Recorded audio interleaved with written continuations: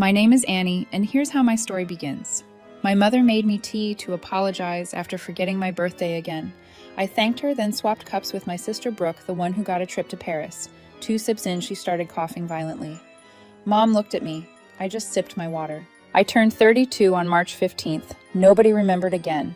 The morning came and went, without a text, without a call, without even a half-hearted Facebook post from some distant relative I'd met twice. My phone sat silent on my desk at work while I processed insurance claims for 8 hours straight. Around noon, Jennifer, from accounting, stopped by my cubicle with cupcakes she'd made for her son's bake sale. She didn't know what day it was. How could she? I'd never mentioned it. "Want one, Annie?" she asked, setting the box on my desk. I smiled and took one, pretending everything was fine. The subway ride home felt longer than usual. Every advertisement seemed to mock me. Happy families celebrating together. Romantic dinners. Milestone moments captured in perfect lighting. I watched my reflection in the darkened window across from me, seeing a woman I barely recognized anymore. When had I become so invisible? My apartment welcomed me with its usual emptiness. 1 bedroom, barely furnished, the kind of place you tell yourself is temporary even after 5 years. I microwaved leftovers and scrolled through social media, watching everyone else's lives unfold in carefully curated squares. That's when I saw it. Brooke had posted 17 photos from Paris. The Eiffel Tower at sunset. Macarons arranged artistically on vintage china. Her laughing in a beret that probably cost more than my monthly groceries. The caption read, "Best birthday trip ever. Thanks, Mom and Dad, for making my 27th so special." My younger sister got a trip to Paris for her 27th birthday. I got silence for my 32nd. I should mention that Brooke has always been the favorite.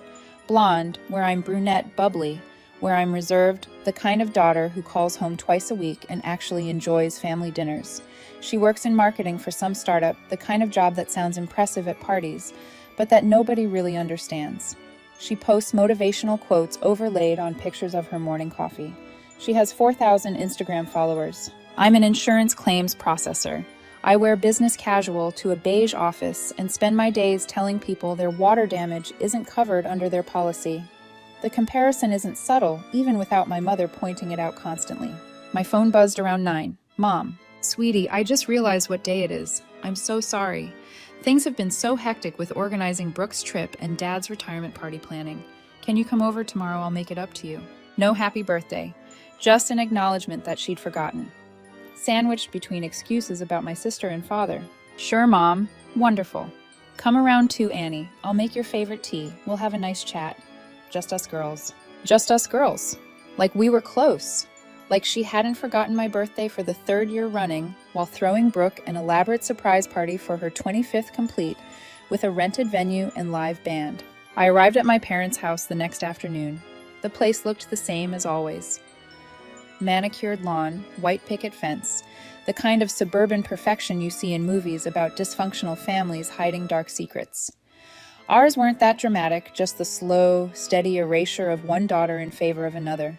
Mom answered the door wearing an apron covered in embroidered flowers. "There's my girl, come in, Annie, come in." The kitchen smelled like cinnamon and something else, something slightly bitter underneath. She'd set out the good china, 2 delicate cups with painted roses around the rim. Steam rose from a teapot between them. "I made your favorite chamomile with honey," she said, pouring golden liquid into both cups. "I really am sorry about yesterday, Annie. You know how scattered I get." "It's fine." The words came automatically. How many times had I said them over the years? "It's fine that you missed my college graduation because Brooke had a dance recital. It's fine that you forgot to pick me up from the airport because Brooke needed help moving apartments. It's fine. It's fine. It's fine." "I'm glad you understand," Mom said. "You've always been so mature about these things. Not like your sister. She'd throw a fit if I forgot something important." "Right, because Brooke's feelings mattered enough to avoid forgetting in the first place." Mom settled into her chair and wrapped her hands around her cup. "So Annie, tell me, how's work? Still doing that insurance thing?" "Claims processing." "Yes, that's nice. Stable. Not exciting like Brooke's job, but stable is good." She took a careful sip of her tea, then set it down. "Actually, speaking of Brooke, she's coming over soon. She got back from Paris last night and has so many stories. I thought it would be nice for the 3 of us to catch up." Of course. My belated birthday acknowledgement wasn't even about me. It was a convenient time slot before Brooke's visit. The front door opened before I could respond. Mom, I'm here. Brooke swept into the kitchen like a perfume commercial come to life, all flowing scarves and expensive sunglasses pushed up on her head. She stopped short when she saw me. Oh, hey, Annie. Her smile didn't reach her eyes. Didn't know you'd be here. Birthday tea, I said flatly. Right. She dropped her designer bag on the counter and looked at Mom. Do you have any of that special tea left? The one that helps with bloating Paris food was amazing, but so rich. Mom jumped up immediately. Of course, honey. Annie, give me just a moment to make Brooke's tea. Mom jumped up immediately. Of course, honey. Annie, give me just a moment to make Brooke's tea. I watched my mother bustle around the kitchen, pulling out a different tin. Heating more water, fussing over the temperature. She prepared Brooke's tea with a kind of attention she'd never given mine, each step measured and careful. Here you go, sweetheart, Mom said, placing the pristine white cup in front of Brooke. This should help. Let it steep for exactly 4 minutes. Brooke sat down across from me, Annie, and pulled out her phone. Want to see pictures, Annie? I got the most incredible shots at Versailles. Sure, I lied. She launched into a detailed account of every meal, every museum, every boutique. Mom hung on every word, asking questions, gasping at the right moments, living vicariously through her favorite daughter's adventures. I might as well have been furniture. The kitchen felt smaller with 3 of us in it. Cramped, suffocating. I need to use the bathroom, Annie said, standing abruptly. Neither of them noticed me leave. The bathroom sat at the end of the hallway, past family photos where Brooke smiled from every frame while I appeared as an afterthought in the background. I locked the door and stared at myself in the mirror, 32 years old and still begging for scraps of attention from a woman who would never see me. Something inside me cracked. I'd spent my entire life being understanding, being mature, being fine with being forgotten. What had it gotten me? An empty apartment, a forgettable job, and a family who wouldn't notice if I disappeared tomorrow. The anger felt foreign and familiar all at once, like a language I'd forgotten how to speak. It burned in my chest, demanding acknowledgement, demanding action. When I returned to the kitchen, both cups still sat on the table where we'd left them. Mom was showing Brooke something on her iPad, probably more retirement party plans. My tea had cooled to room temperature. Brooke's special bloating tea sat steaming in a pristine white cup. I looked at the cups, at my mother, who'd forgotten my birthday to organize my sister's vacation, at Brooke, who'd never had to beg for attention a day in her life. The thought came quickly, almost without conscious decision. I picked up my cup with my left hand, stepped toward the table, reached for Brooke's tea with my right hand. Oh, you're back, Mom said, glancing up. Your tea must be cold by now, Annie. Want me to reheat it? Actually, could I try Brooke's the bloating tea? I've been having stomach issues lately. Mom frowned. I don't think... It's fine, Brooke interrupted, not even looking up from the iPad. I haven't touched it yet. Take it, Annie. Perfect. I set my cold chamomile down in front of Brooke and lifted her cup to my lips. The smell hit me first.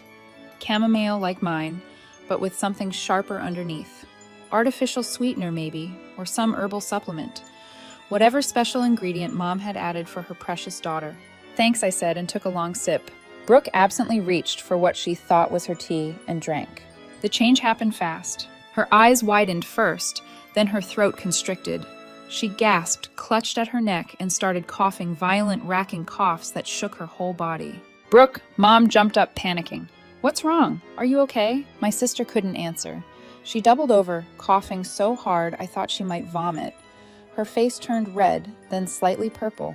Tears streamed down her perfect makeup. Mom grabbed the cup from Brooke's hand and sniffed it. Her face went white.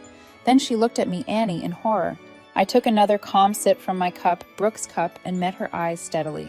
The tea is delicious, Mom. Thank you. Understanding dawned across her face. Horror, then calculation, then something like fear. She opened her mouth closed. It opened it again. You switched them, she whispered. I smiled and said nothing. Took another sip. Brooke's coughing subsided into painful gasps. What was in that? She wheezed. Mom's hands trembled. I put some laxatives in your tea, honey. You said you were bloated, so I thought just a little bit to help you feel better. Nothing dangerous, just laxatives. Brooke's voice came out hoarse. You gave me laxatives without telling me. Just a small amount, Mom insisted, to help with the Paris bloat. I thought I was helping. You poisoned me. Don't be dramatic, sweetheart. It's not poison. It's just... You knew, she whispered. You switched the cups on purpose. Did I kept my voice light, innocent. I asked if I could try Brooke's tea. She said yes. You heard her. But you knew what was in it. How would I know that? You said it was bloating tea. I assumed you meant peppermint or ginger. I set the cup down gently. Are you saying you put something else in my sister's tea? Mom. Something potentially harmful without her knowledge or consent. The trap closed beautifully. Mom couldn't admit what she'd done without looking terrible. She couldn't blame me without confessing that she drugged Brooke's drink. She couldn't escape the logic. She stood there, mouth opening and closing like a fish, while Brooke glared at her with growing rage. Mom, Brooke said, slowly, dangerously. Did you seriously drug my tea? I was trying to help, without asking me first. What if I'd gotten sick on the drive home? What if I had somewhere important to be? Brooke's voice rose. What is wrong with you? Honey, don't honey me. This is insane. Brooke grabbed her bag and headed for the door. I need to go home before whatever you gave me kicks in. Brooke, wait. But she was gone. The front door slammed behind her, the sound echoing through the house like a gunshot. Mom flinched, her carefully constructed world cracking at the seams. She turned to me with wild eyes. This is your fault, she said finally, her voice shaking. You provoked this entire situation, Annie. I leaned against the counter, still holding the cup of tea that had started everything. I drank tea. That's literally all I did. You manipulated? I asked for a sip of Brooke's tea because I said I had stomach issues. She agreed. You were standing right there. I set the cup down with exaggerated care. Unless you're suggesting I somehow made you put laxatives in her drink, because that would be quite a feat of mind control. Mom's face cycled through shades of red. You're twisting everything. Am I? Let's walk through what actually happened, Mom. I lifted my hand and started counting off each point. Let's walk through what actually happened, Mom. I lifted my hand and started counting off each point. You forgot my birthday to organize Brooke's Paris trip. You invited me over for apology tea that you barely paid attention to while fawning over Brooke's vacation photos. You made her special tea with undisclosed medication in it because she complained about being bloated. I asked if I could try it. She said yes. I drank it.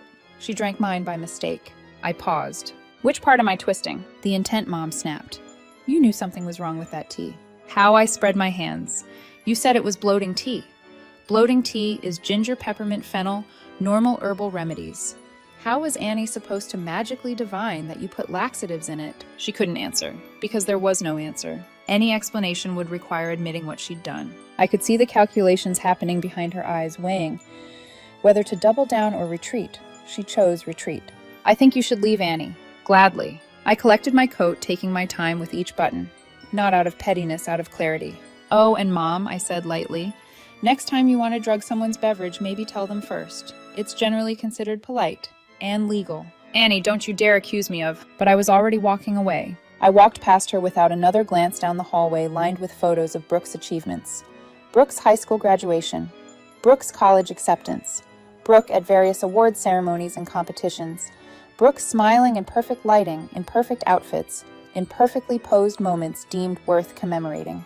There were a few photos of me scattered throughout, but they felt like afterthoughts. The lighting was wrong. The framing was off-center. Like someone had remembered at the last second that they had 2 daughters instead of 1. My car sat in the driveway next to Mom's pristine SUV with a proud mom of an honor student bumper sticker. The honor student in question was Brooke, naturally. I'd made honor roll plenty of times. Nobody bought me a bumper sticker. The drive home should have felt triumphant. Instead, it felt hollow. I'd won something, sure, but what exactly? My sister was probably at home dealing with intestinal distress. My mother was angry and embarrassed. And I was, what? Vindicated, satisfied, empowered. Mostly I just felt tired. My apartment greeted me with its familiar emptiness. I dropped my coat on the chair, my keys on the counter, and stood in the middle of my living room, wondering what people did after they'd just blown up their family relationships. Call a friend, I didn't really have those. Pour a drink, I'd never been much of a drinker. Scroll through social media and feel worse about my life. That seemed like the most realistic option. Instead, I pulled out my laptop and opened a document I'd started months ago but never finished. Reasons I'm unhappy sat at the top in bold letters, followed by a scattered list of complaints that had seemed too petty to articulate fully. Job, apartment, family, loneliness. The usual suspects. I added a new entry. I'm 32 years old, and I just tricked my sister into drinking laxative tea to get back at my mother for forgetting my birthday. Seeing it written out made it real in a way the actual event hadn't. This was who I'd become, someone who swapped cups and watched chaos unfold without intervention, someone who found satisfaction in her sister's discomfort and her mother's distress. The question was whether I felt bad about it. I examined my conscience carefully. like picking through a junk drawer, looking for something I wasn't sure existed. Guilt should be here somewhere nestled between regret and remorse, but I couldn't find any of those things. What I found instead was a cold, clear recognition that I had been wronged for years and had finally pushed back. Was it proportional? Probably not. Was it fair? Debatable. Did it feel earned? Absolutely. My phone buzzed. A text from a number I didn't recognize. "This is Brooke using Dad's phone since you probably blocked me. We need to talk." I hadn't blocked her yet, but interesting that she assumed I had. I stared at the message before typing. "Talk about what?" "About what you did today." "I drank tea." "You know what you did. Stop playing dumb." The hypocrisy was almost impressive. Brooke could forget my birthday without consequence. She could post 17 photos from her luxury vacation funded by our parents while I got nothing. She could enter every family gathering knowing she was the center of attention. But me drinking the wrong cup of tea, that was the crime, requiring urgent discussion. "I'm not playing anything. You offered me your tea. I drank it. Then you drank mine. If something was wrong with your tea, that's between you and Mom." 3 dots appeared, disappeared, reappeared. "Mom said you switched them on purpose." Mom is trying to deflect from the fact that she drugged your beverage without your consent, which is actually illegal, by the way. I checked.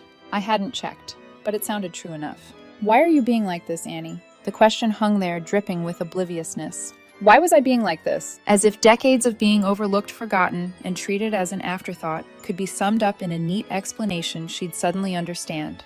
Like what I typed. Bitter. Mean. This isn't like you. And there it was. The core assumption that had governed my entire life. This isn't like you. Translation. You're supposed to be quiet. You're supposed to be understanding. You're supposed to be fine with everything. You're supposed to be the easy daughter who doesn't make waves. You're supposed to be okay with being ignored. Maybe this is like me, Brooke, and you've never paid enough attention to notice. That's not fair. You went to Paris for your birthday. I got forgotten. Let's not talk about fair. The dots appeared again. That's not my fault. Did I say it was? You're clearly mad at me. I'm not mad at you, Brooke. I'm indifferent to you. There's a difference. It was a lie. Of course I was mad at her. Mad at her effortless charm, her Instagram perfect life, the way our parents' eyes lit up when she walked into a room. But admitting anger would give her power. Indifference was colder, cleaner.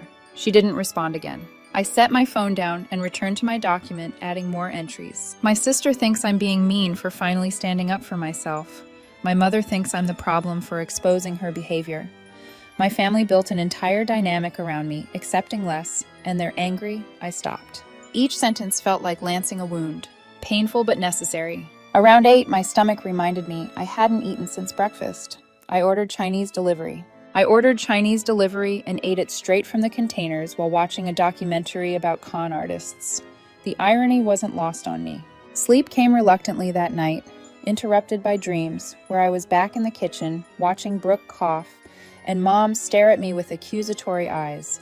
Except in the dreams I was holding a bottle of actual poison instead of a teacup, and everyone could see exactly what I'd done. I woke up sweating, heart pounding, and had to remind myself that real life had been far more subtle than that. The weekend passed in a strange fog. I cleaned my apartment with unusual intensity, scrubbing every surface like I could erase the last few days through sheer effort. I organized my closet by color. I finally dealt with the pile of mail that had been accumulating on my kitchen table for weeks. Anything to avoid thinking about what I'd done and what it meant about who I was. Silence filled the kitchen. Mom stared at the closed door, then at me. Her face cycled through several emotions before landing on anger.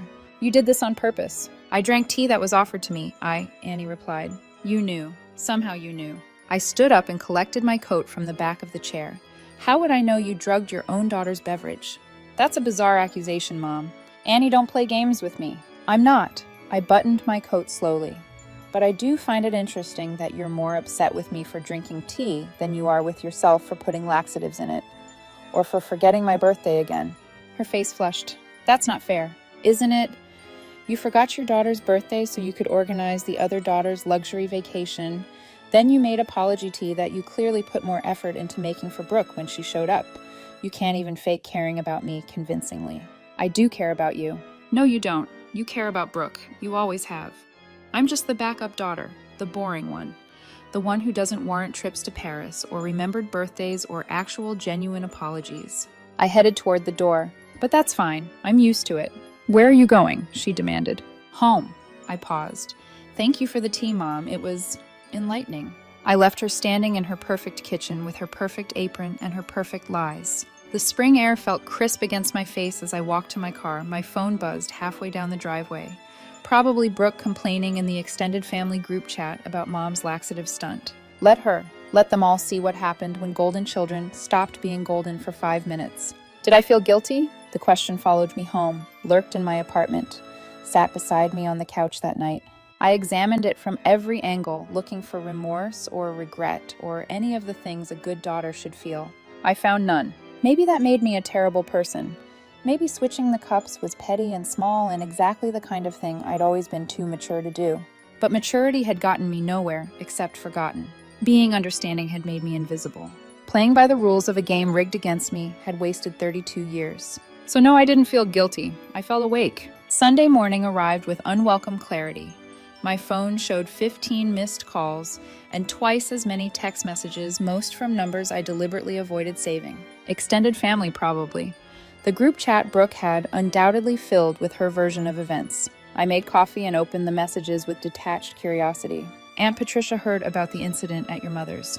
Are you okay? Cousin Jeff, dude, what happened with the tea thing? Uncle Tom. Your mother is very upset. Maybe give her a call. Someone named Meredith, who I vaguely remembered from a Christmas gathering 3 years ago. That was really messed up what you did to Brooke.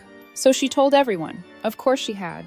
Brooke collected sympathy like other people collected stamps. Every slight, every inconvenience, every moment of discomfort became a story she could tell to generate attention and concern. I could picture her now, surrounded by friends at some trendy brunch spot, describing how her awful sister had deliberately poisoned her tea while their poor mother watched helplessly. The story would evolve with each telling. By tomorrow, I'd probably be accused of attempted murder.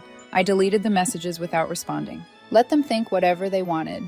I was done performing for an audience that would never applaud. The week that followed felt surreal. Work became my refuge, which was saying something considering my job consisted of telling people their claims were denied. Jennifer noticed something had changed. You seem different, she said, Tuesday afternoon, perching on the edge of my cubicle with her usual coffee. Good different, more present. I cut off my family, I said. Even I was surprised by the blunt honesty. Her eyebrows shot up completely. They forgot my birthday again. I told her, minimizing a spreadsheet, among other things. Turns out I don't have to keep people in my life who treat me like an afterthought. Jennifer took a slow sip. Damn. Good for you, Annie. That takes guts. Does it? I asked softly. She leaned back. My mom used to do similar stuff. Not the birthday thing, but the favoritism. My brother could do no wrong. I could do nothing right. Messed me up for years, until my therapist asked why I kept showing up to events where I wasn't wanted. What did you say? I said, because they're my family. And she said, so what family is supposed to add to your life, not drain it? Jennifer offered a sad smile. Changed my whole perspective. I still see them sometimes, but on my terms.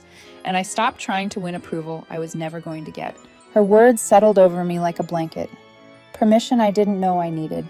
Does it get easier? I asked. Yes and no. You stop expecting them to change. That part gets easier. But you also have to grieve the family you wished you had.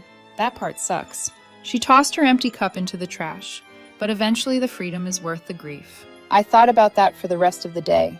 Grief for a family that never existed. It felt melodramatic, but it was accurate. I'd spent 3 decades hoping my parents would suddenly notice me, value me the way they valued Brooke, finally see Annie. They never would. They never could. Because the problem wasn't me, it was them. They'd built an entire family structure around one daughter being the star and the other being the understudy.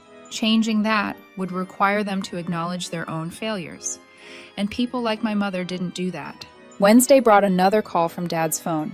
I almost didn't answer, but curiosity won out. Hello, it's your father. His voice was tight. We need to talk about this situation. Which situation? I asked. Don't be difficult, Annie. You know what I'm talking about. Don't be difficult, Annie. You know what I'm talking about. Dad cleared his throat. Your mother is very upset.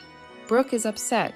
The whole family is in an uproar about the tea, about your behavior, about the way you've handled things. His voice took on the stern quality he used when I was a child and had done something wrong, which admittedly was rare. I'd been the good daughter, the easy one. You owe your sister and your mother apologies, he added. Apologies for what specifically, I asked as calmly as I could. For deliberately causing harm. For being cruel. For, I drank tea, Dad. Brooke offered it to me. Those are the facts. Your mother says you knew what was in it. How would I have known? I asked. Did she tell me she put laxatives in Brooke's tea? Because I don't remember that part of the conversation. I kept my voice level. If she did mention it, maybe I just forgot. You know how things slip people's minds sometimes, like birthdays. Silence. Long silence. That's what this is about, he said finally. Your birthday. Among other things. You're 32 years old, Annie. You're too old to throw tantrums about birthday parties. And yet I replied, Brooke warranted a trip to Paris at 27. That's different. How? I asked. Explain to me how it's different. He didn't answer. So I asked something else. Dad, when's my birthday? Silence. What's my job title? Silence again. What's my favorite color? My favorite food?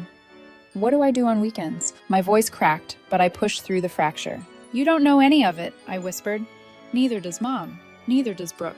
I'm a stranger living in your peripheral vision, and you're all angry at me for finally stepping out of the shadows. You're being unfair, he said, but there was no conviction in it. Goodbye, Dad.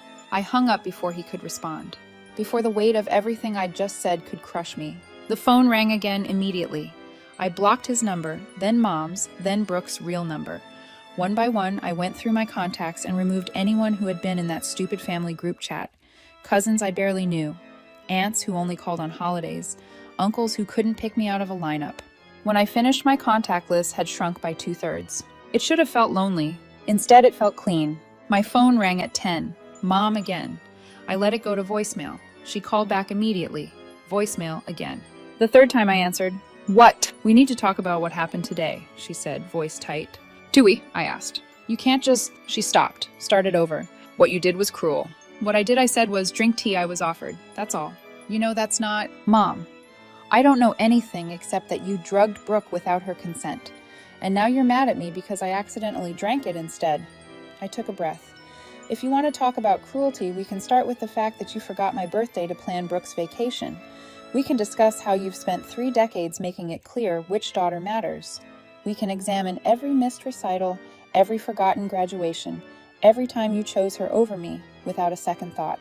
My voice stayed calm, too calm, sharp calm. Or I said we can agree that I drank some tea and move on. She didn't respond.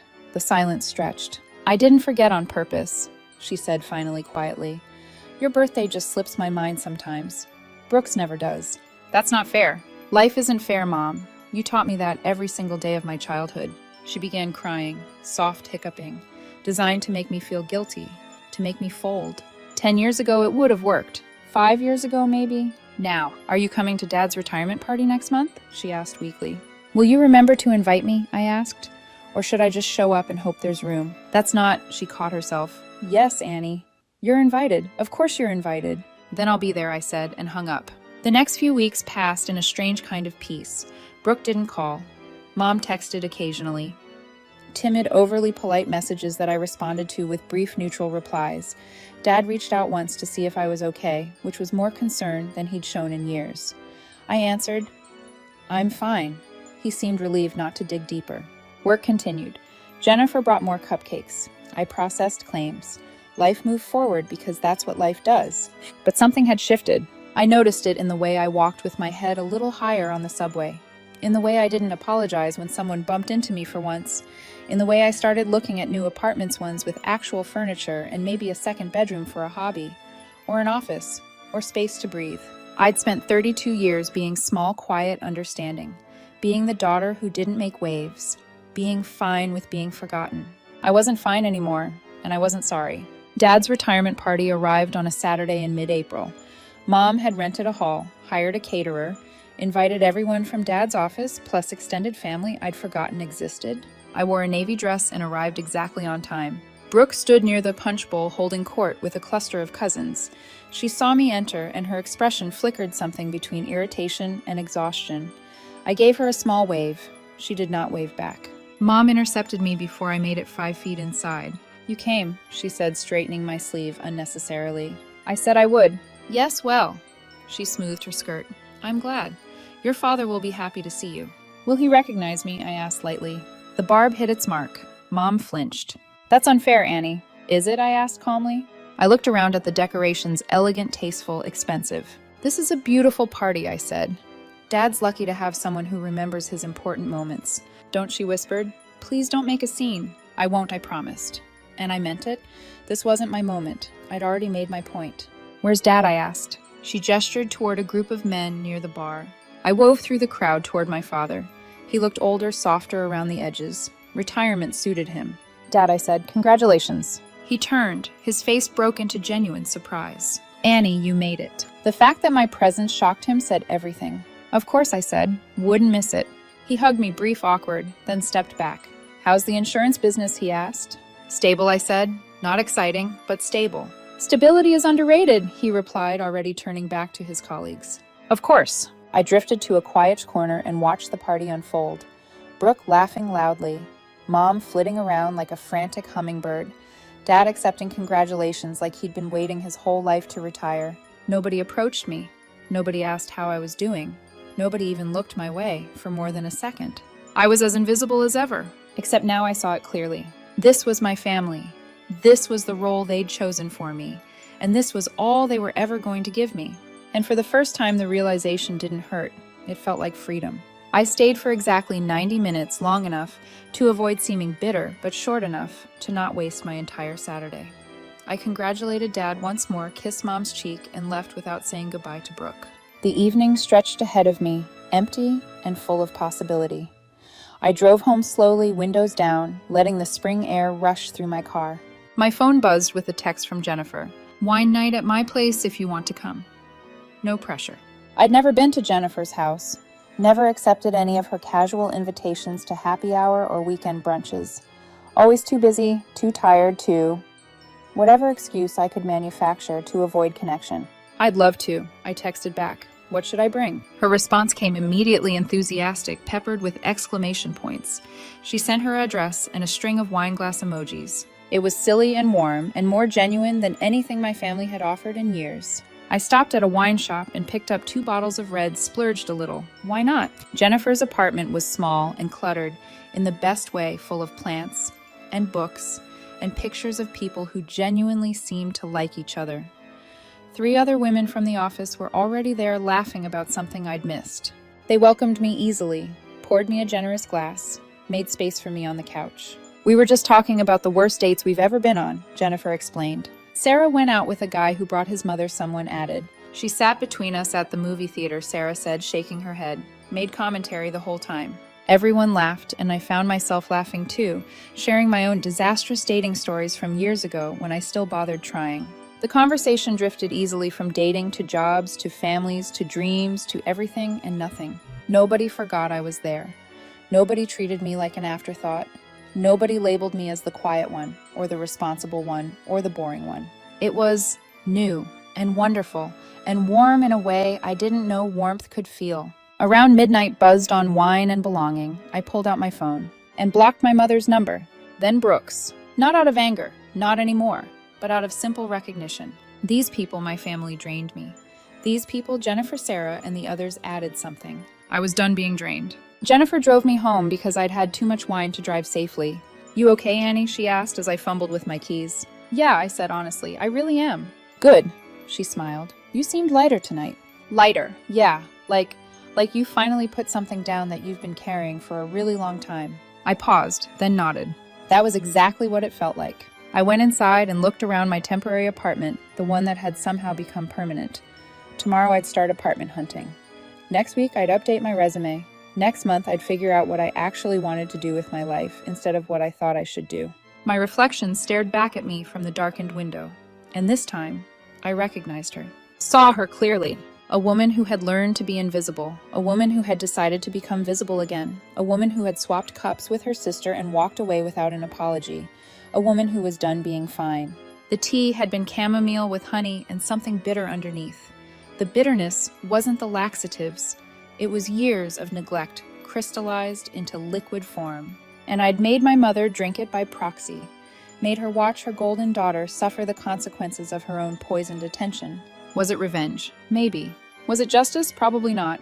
Was it satisfying? Absolutely. I poured myself a glass of water from the tap and raised it in a silent toast to forgotten birthdays, to swapped cups, to finally choosing myself. My phone buzzed. A text from an unknown number. It took me a moment to realize it was Mom texting from Dad's phone. Please unblock me. We need to talk. I deleted the message and went to bed. Some conversations aren't worth having. Some relationships aren't worth saving. Some families are better loved from a distance or not at all. I'd spent 32 years being the daughter they wanted. Quiet, understanding, invisible. Tomorrow I'd start being the woman I actually was. Loud, unforgiving, impossible to ignore. The cup of tea sat empty on my counter, a small monument to the moment everything changed. I rinsed it out and put it away, washing the bitterness down the drain where it belonged. Then I slept better than I had in years.